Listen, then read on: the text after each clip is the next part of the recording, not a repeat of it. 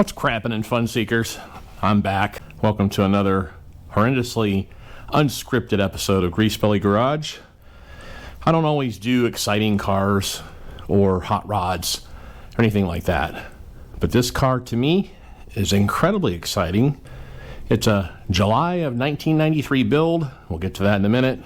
And something else built in 1993. It's one of my perennial favorites. Is this right here. September 14th, 1993. One of the best records ever released was released. Counting Crows, August and everything after. When I hear the year 93, it was just a great overall year. I was 20 years old, having lots of fun. Lots of females drove this kind of car. They were really good cars, some of the best Hondas ever made, in my opinion.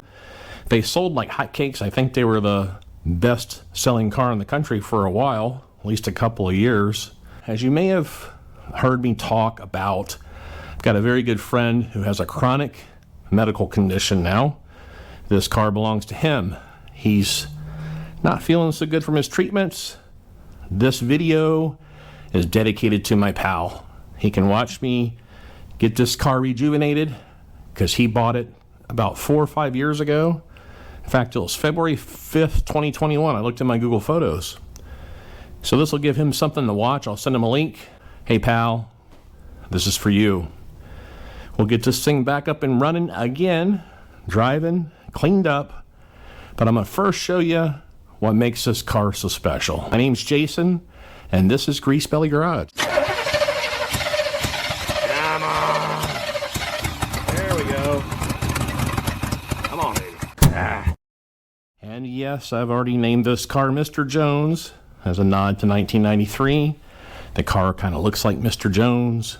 Now, I always associate cars and music together. For example, when I hear Around Here on the radio or Rain King, I can tell you exactly what I was driving and where I was the first time I heard the song. I've always been that way. I think a lot of people are. I like to talk about it, probably more than anybody wants to hear about it. You know, if you're an August and Everything After fan, you're probably getting to the age where you need one of these babies. So we'll put it right there. And now back to Mr. Jones. I just want to say I wish they still made teal-colored cars like this. I think they were some of the best ever colors in a car. Sports cars in particular, but the Honda Accord looked really good in this color. And this was a garage-kept car for a snowbird house in Sarasota, Florida, that sat for quite some time in the garage. When my buddy bought it, had no key and no title. Now it has both. We had it resurrected and running for a while, but things happen, time slips away, and you end up in a condition like this. Now, they had 3 model designations in this series of Honda Accord, which I think was called CB or something like that. They had DX, which typically had like black door handles and manual windows and locks and stuff like that, kind of a entry-level model. Then they had the LX, which is exactly what this is, which was like a modern version of or a modern nomenclature would be like LE for like Toyota. You got power windows and locks and probably cruise control. I didn't even look in this car and all that stuff. Body colored door handles, nicer cloth seats, driver's seat armrest, which I'll show you in a minute, and a few other things. These are wheel covers here that look a lot like alloy wheels. It's just kind of your basic version, mid-level, mid-trim level Honda Accord. And these were, like I said, these were spectacular cars. And they looked really cool in their day, for sure. Some of them were built in Japan. Some of them were built here. And the way to know that, now they got updated in 91 with a little bit better looking taillights and definitely better looking headlights. It's got a power antenna too. I didn't realize they had that on an LX. You can see the nice cloth seats here. This car is actually in really good condition. However, as a grease belly staple as of late, this thing stinks to high heaven. So I'm going to tell you again, please don't store cars under trees and damp situations with car covers. The VIN number starts with a 1, or should I say VIN, because VIN number is a double something. Starts with a 1. This was built in Ohio, more than likely. You can see how cruddy it is in the door jambs and stuff. When I loaded this on my car trailer, my bozo friend Larry didn't notice that the door was open. We snagged it on a tree branch and bent the door back, but we will fix that. Things a little bit dirty inside. Got a few dents on the outside. We'll be going over that as I do the video. The seats are in good condition. There's that driver's side armrest. Now, the 1990s had, I believe the 91s too, had those stupid motorized seat belts that drive you crazy. This one has an airbag. Got the remote trunk release, fuel door release, pretty comfortable seats. When you look at a Japanese car that's this old, you're going to notice that the dash really isn't busted to pieces like some of the American cars would be at the time. And also, the air conditioning vents still work the way they should. The steering wheels, Japanese steering wheels, are some of the best steering wheels in the history of mankind. The one that was on my 85 Toyota truck was like brand new, and that truck just cooked outside its whole life. This one's great too. Got no sunroof in this model. It stinks. Looks like somebody got a little overzealous with the cup holder, but we will fix that. Here's the case for your Jensen high quality white faced removable face or CD deck. Remember these days, guys, when you had to pop this thing off and take it into the store with you so they wouldn't steal your 20-watt receiver. Oh, there's Cher. If I could turn back time. Oh, look at that. The essential Billy Joel. Here I am talking about music again. Unfortunately, though, I don't have reading glasses, so I can't see what any of those songs are, but if it's got We Didn't Start the Fire on it, I'll be happy with that. I mean, listen to this glove box. It just closes. There's no rattles. Door panels look great. Upholstery held up really well. This will clean up good. But here's the money shot, guys. Manual transmission. And the linkage ain't even shot. I mean, this is a fantastic little car. It really is. 127,374 miles. This thing is not even close to being broken in. And I'll show you why. Tires are in good shape. Paint's in pretty decent shape. Got some scratches. I think a tree limb fell on this during Hurricane Milton and probably put that dent in there. And there's a dent on the other side of the fender. A couple dents on the hood. Here's the rest of the money shot. This is a Honda, I think it's an F22A, they called it. 2.2 liter, 16 valve overhead cam, 4-banger with programmed fuel injection, whatever that means. With a Honda, though, it means it probably runs. This is where we're going to be starting, because I already know the fuel pump is shot in this car, because we put a fuel pump in it 4 years ago, got it running. Now it does the same exact crap all over again. I'm going to check the relays. I think there's one under the dash, but I'm almost certain the fuel pump is burned up again, because they can't make a fuel pump worth a crap anymore. Oh. Whew, man. That smell will about knock you down. But this thing's in great shape inside here. Other than all this stinkiness. This is a really, really, really good car here. Now you see, look at that right there. That is a lock to lock the back seat in the upright position. Now, that is just too freaking cool. I didn't even know that existed. Alright, I got one of my Duracrap batteries installed. I'm going to lay you guys on the floor with the camera and the microphone. Alright, I'm going to do something I almost never have success doing. I'm going to jack it up and beat the crap out of the fuel pump or the gas tank. See if I can get the pump to work that way. What's kind of funny about this is I smell gas somewhere. Don't know why. Smells like old gas. Yeah, I don't think this would be a big deal to put a pump in, but I hate replacing pumps when they're only a couple years old. I'm going to take my pry bar.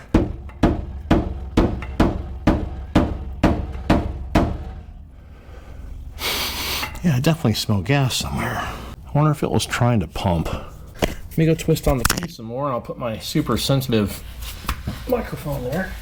Yeah, I can hear all the relays clicking, so that's hardly ever the trouble anyway.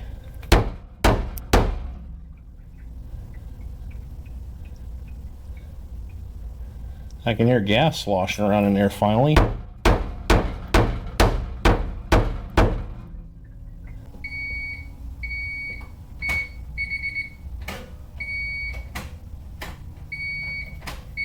Alright, we got her all up on a pair of jack stands, and I'll get that fuel pump yanked out and pop the new one in. Alright, it's a couple days later. I'm going to show you what I went through to take the gas tank out of this Honda.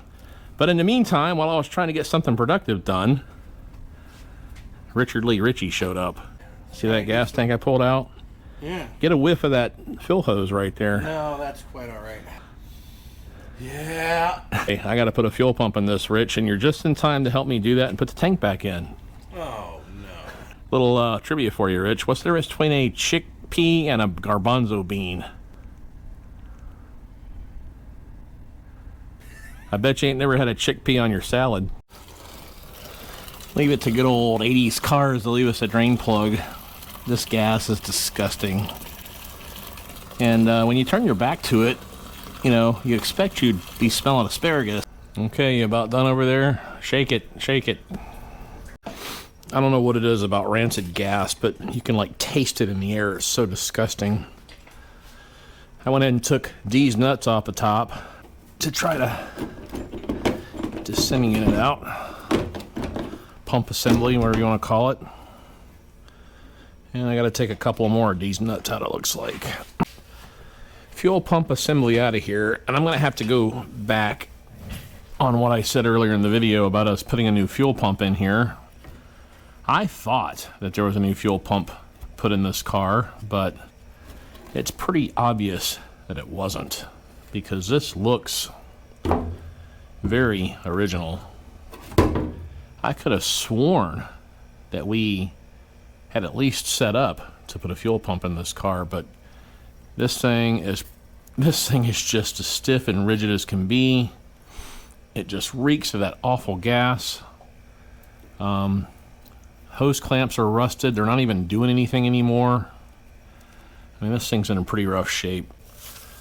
Instructions, we don't need those. I also purchased a new sock. Bingo, as Cousin Eddie would say. New fuel pump assembly installed, and this is actually one of the better designs that I've ever seen. I've never done, actually I may have never done a Honda fuel pump before, but got your new hose, you cut the length, you got the strainer or sock, which fits underneath the isolator, the rubber isolator, which is down underneath here. The rubber isolator is slotted so that it holds this down here, holds it all together and squeezes that sock mount down in there, and it can't pop off, which seems to happen on some other types of cars. Got everything tightened up. You want to inspect your lines coming out of here, mostly the pressure one where this rubber hose connects, and make sure there's no holes in it. You could actually take this sending unit when it's stripped down to nothing and just dip it in a vat of apple cider vinegar for a couple hours, and it'll clean it up pretty good. But just looked pretty good. And then this is a return right here. It doesn't really matter if it's got holes down inside here all that much. And I think there's another, that's just a emissions line, I think, hooked up there somewhere. No, it's just two lines. Yep, got a supply and a return. So they're in good shape up here. I don't think there's going to be problems. What I am worried about is problems inside this tank. I don't know if you can see down in there, but it is varnish and rust city. I probably ought to clean this tank, which kind of sucks, but I'd hate to put this, there's stuff flaking off back there. Yep, gotta go clean the tank. Some people like to clean gas tanks out with super clean and all that crap. I just use apple cider vinegar because it's got a way of managing rust pretty well. I'm gonna put, I think this is 2.5 gallons.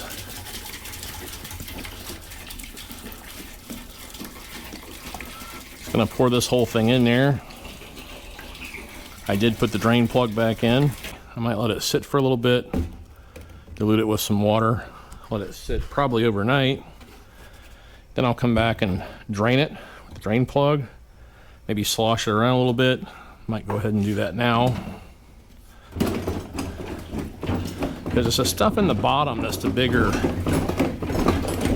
issue. I may have to put another jug of that crap in here. This here I'm reusing from an old generator gas tank. You can reuse this stuff several times when you do this. And you can see I reused it because this one has a whole bunch of sediment down in the bottom of the jug. You can also take a radiator off a car, old brass radiator, copper, whatever the heck they were. You can plug up your bottom hose, plug up your top hose, seal up the radiator cap really good after you put in a bunch of this stuff with water, and it'll clean a radiator like brand new.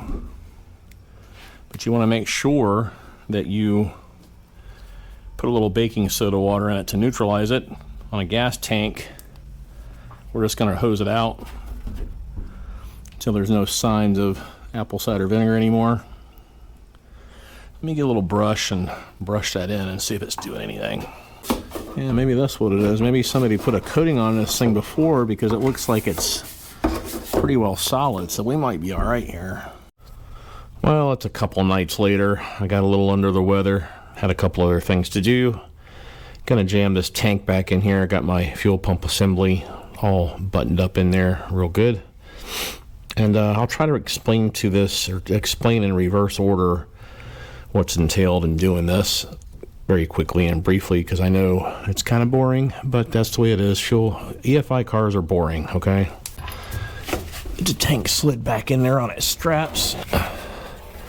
This tank still reeks. It really needs to have a new tank installed, but that ain't happening. I see the old rancid gas is doing a really good job of removing the nice new concrete epoxy paint stuff off of my floor. Uh-oh. What have I done?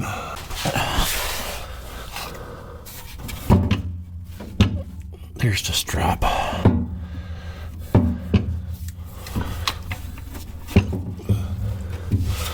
Oh yeah, I remember the exhaust was the problem, getting it down. GoPro end capture.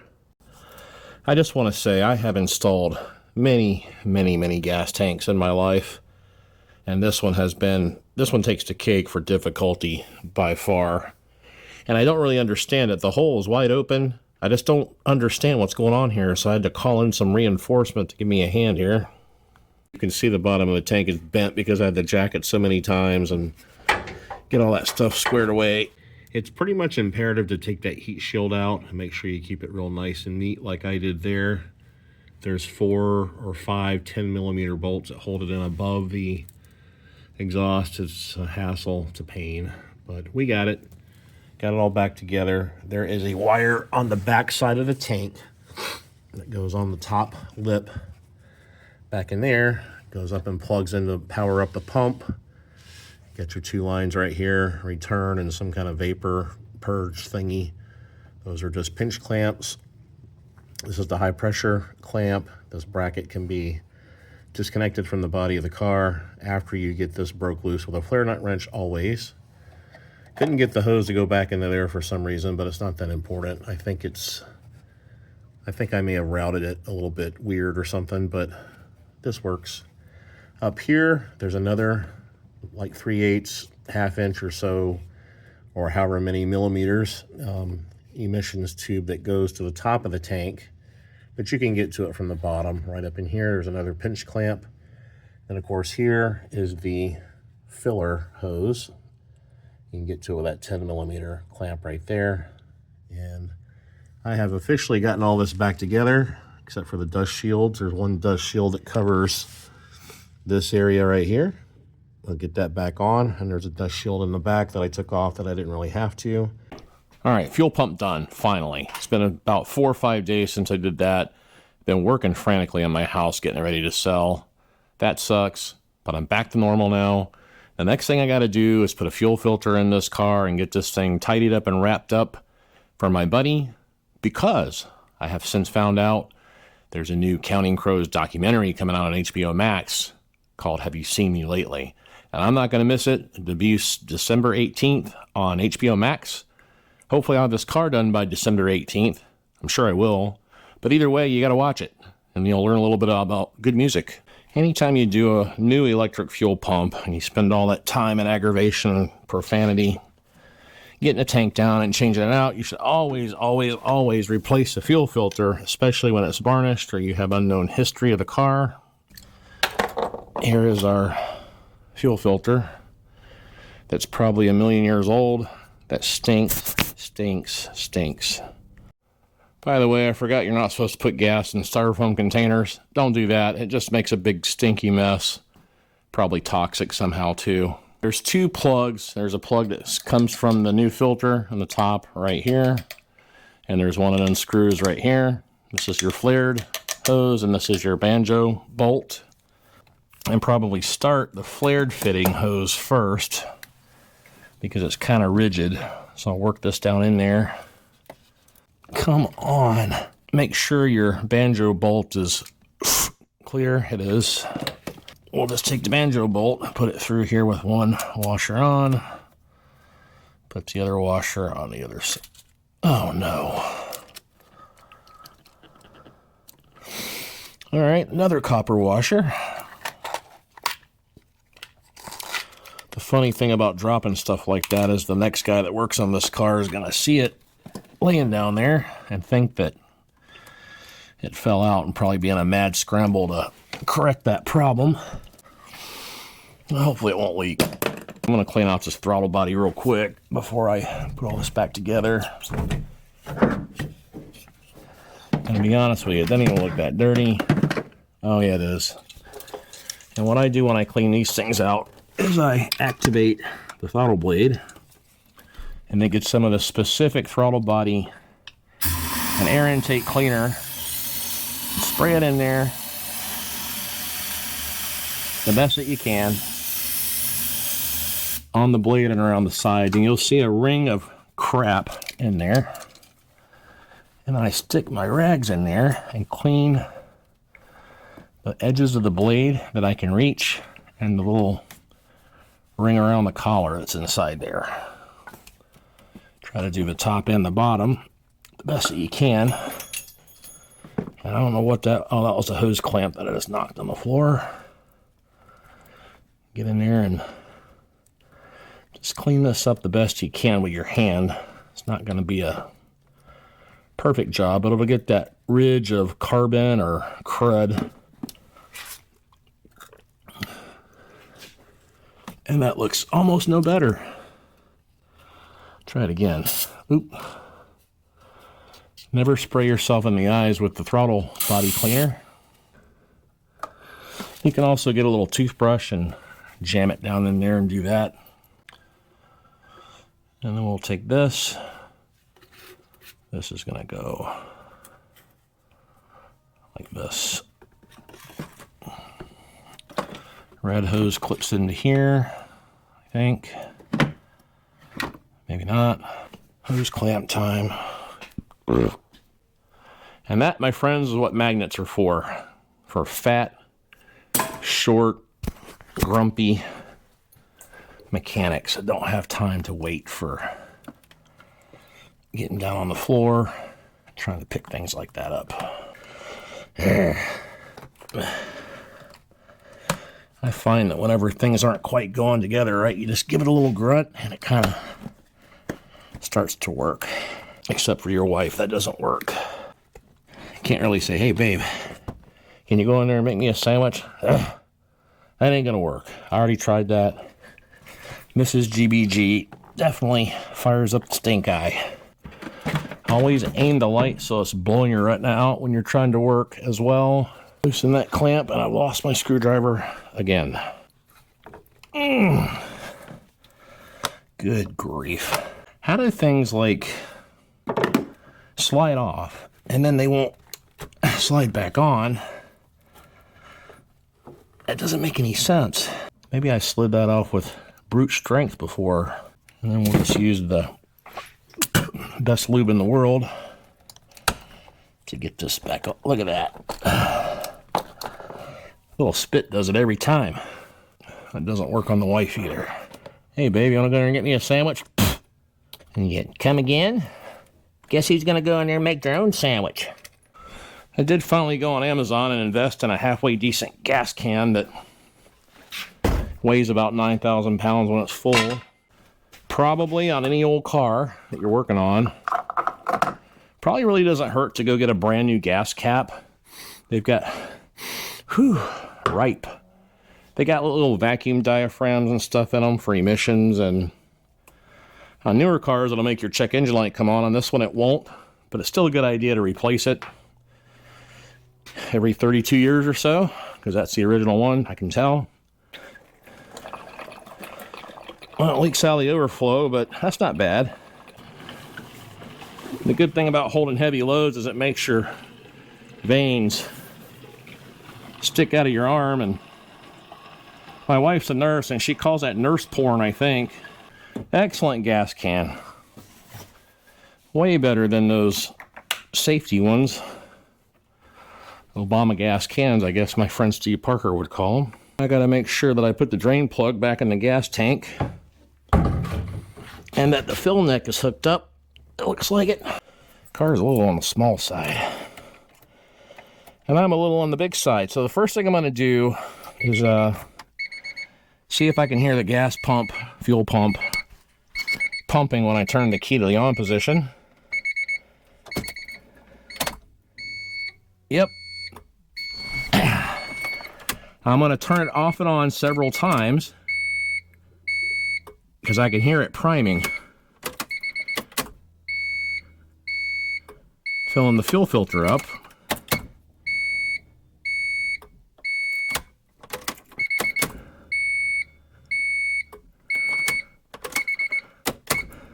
Okay, clutch pedal down. Make sure it's in neutral. There we go. All right.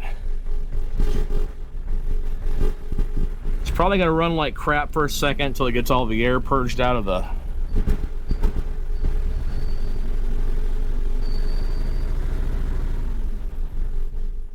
Sounds like I got a vacuum leak too.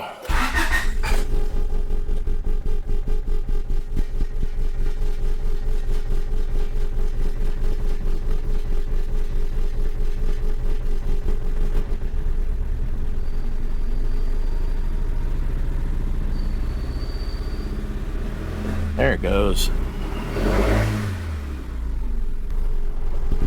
Okay, I know why it's running like crap, because I emptied half a can of throttle body cleaner into the throttle body.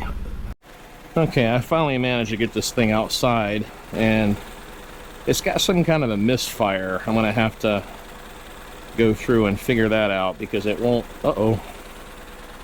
Now it's rolling away. I don't want that. Couldn't get it to move a minute ago because the brake pedal was getting stuck. The brake pedal, push it down, and it was really slow to come back up. And I think some of this is just going to have to be worked out. And I'll get some more parts for it, and then we're going to clean this whole car up tip to toe once we get it running good and stopping correctly.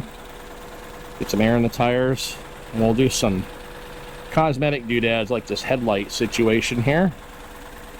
But I'm going to leave it outside tonight, kind of let it dry out, let it run for a little bit, and see how it runs when I get tune-up parts. Now these engines do have a timing belt. I'm not going to do that because I don't have time, but I have Jaime to do that. And that headlight just went out and came back on. I remember now this thing needed an alternator. We didn't do a fuel pump, we did an alternator. And then you turn the air on. Now the air is still cold, by the way. I mean, it's freezing cold. So the air's on. See, it just falls off. So, and there's some kind of a warning light on, but I can't read it because I don't have my reading glasses. And also I noticed that the fuel sending unit doesn't work correctly, I don't think. It barely shows above E. The only way to really know is you go fill the whole thing up with gas. Oh, here it is. There's the dimmer. There we go. Now we can see the gauges. That might be a brake warning light, and you see how it just dies out? This might need an alternator again. There's no voltage gauge. But I remember these Hondas of this era being kind of particular about the alternator, the way it works.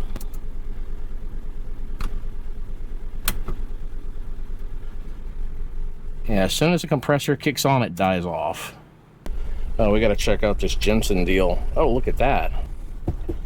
Yeah, this is a sweet car. Sweet ride here. Power antenna works. Uh-oh. Yep. It's hanging on by a thread, but it works.